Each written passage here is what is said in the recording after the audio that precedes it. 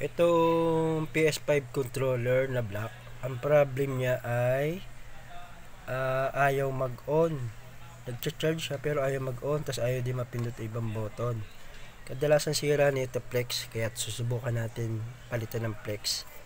Ito yung battery niya.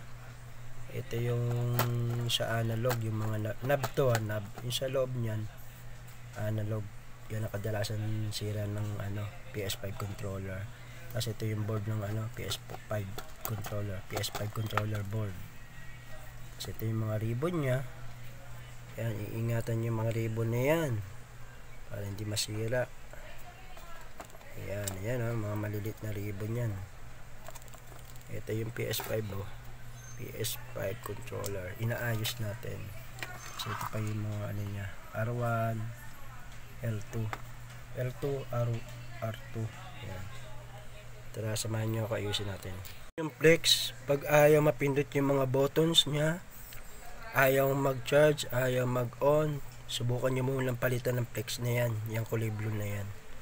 Kadalasan yan ang sira. Kaya tatry natin subukan. Nabuo na natin siya, takip na lang ang kulang. Ito na yung PS5 controller, pinalitan natin siya ng flex. At ito namang white eye, ang sira niya ay analog. Yan, dalawa, left and right, pinalitan natin. Thanks for watching.